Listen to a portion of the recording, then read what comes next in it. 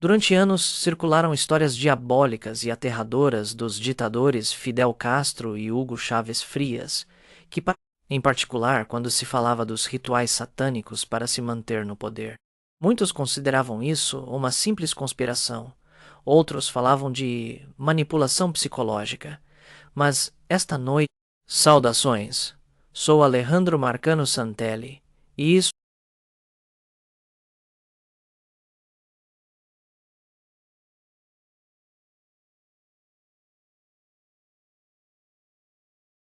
o padre José Palmar esteve muitos anos próximo de Hugo. Ele está convencido de que o próprio diabo, a propósito, vocês se lembram do seu último discurso antes de ir a Havana para um tratamento? Naquela transmissão, uma sombra inexplicável apareceu atrás do ditador. Nós e os técnicos de televisão não conseguimos.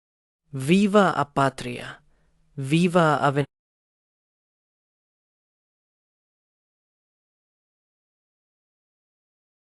Chávez foi a Havana porque os santeiros cubanos, os bruxos de Castro, após o golpe de Calmona, quiseram amarrar e consolidar Chávez no poder.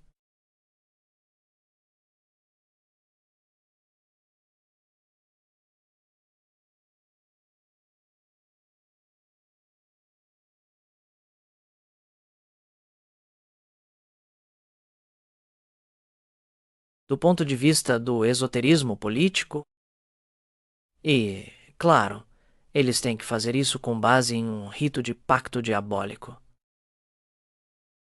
Esse rito, por caducidade, dura 10 anos. E o diabo só te dá, Alejandro, 3 coisas. Te dá poder, fama e dinheiro. Não te dá mais nada. E foi isso que lá ele levou de Venezuela 23, de 16 a 23. Às vezes somos 23. Às vezes só contabilizo, mas leva em conta nos últimos momentos, que foram 23 líderes religiosos, entre católicos, protestantes, bruxos, de qualquer religião. Entre esses, foram 3 sacerdotes católicos. Hoje em dia, a maioria, eu diria quase todos, não tenho, desde que fui para o exílio, há 8 anos, perdi o contato com muita gente.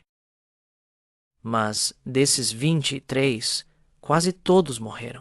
E morreram de maneira violenta, inesperada, súbita e surpreendente. 3 sacerdotes católicos morreram. Os 3 que foram. Não dou os nomes por respeito às suas famílias.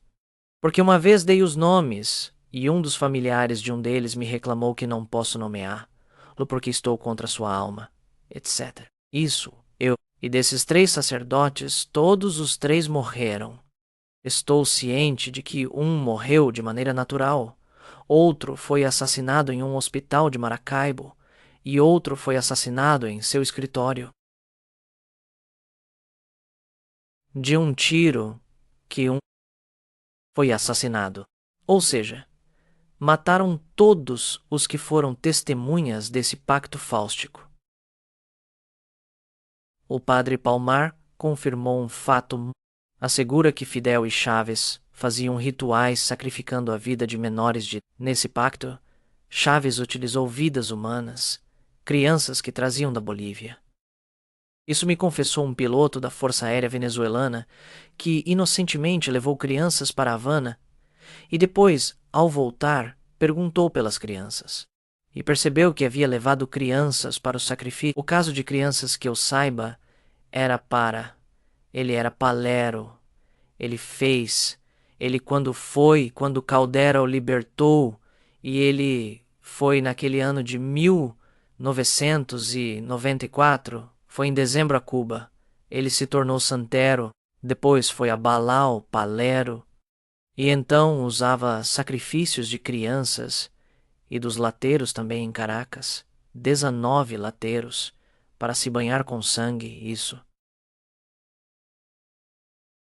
Bom, os animais do zoológico do Pinar, o famoso tigre do Pinar, fez uma cerimônia também lá nos vales do Puy, em uma dessas cidades onde fez não me lembro o nome, foi Santa Teresa, uma delas onde havia um quartel militar, e naquela noite também com o Tigre do Pinar, também fez cerimônia. Mas é que já com o chavismo eu acredito em tudo, onde até iam pessoas e até crianças ou pessoas muito jovens a esses rituais de sacrifício, porque Chaves era fanático do tema da santeria, e isso de fato se tornou uma moda nas Forças Armadas. E bem, havia pessoas que não voltavam desses sacrifícios. Isso é o que se rumorava dentro da Carlota. A mim não me consta. O padre José Palmar pertence à Igreja Católica.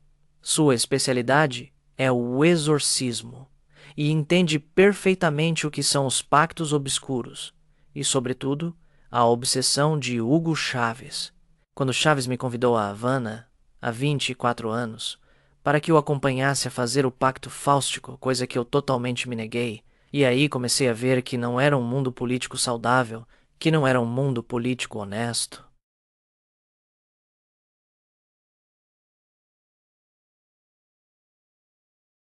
E ele era o pai da criatura da corrupção galopante.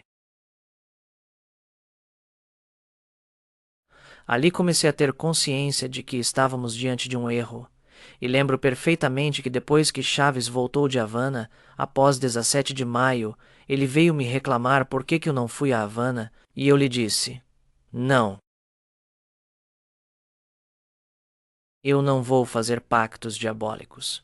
E ele viu que já desde aquele momento eu estava na outra margem.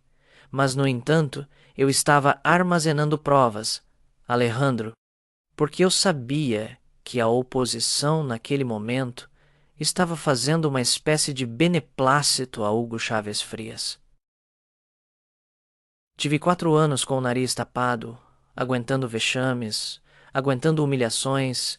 Eles sabiam perfeitamente, e muitos deles me diziam: essa é uma quinta coluna. Me diziam: cuidado com o culo a palmar, que é perigoso. Vi que vai se tornar esquálido. Me gritavam outro até que em 2006, 12 de outubro de 2006. E isso eu disse até a exaustão, em um jogo de beisebol em Maracay. Eu ali pude comprovar de maneira fehaciente que Hugo Chávez Frias era o grande comandante da corrupção, do narcotráfico e do terrorismo na Venezuela. E eu vi que já esse segundo Chávez não cheirava democrata, cheirava comunista. E depois o Chávez, após 2002, depois do Carbonazo, esse foi o Chávez satânico, o Chávez impiedoso, o Chávez que já utilizava a bruxaria, utilizava todo esse esoterismo político para dominar, para coagir.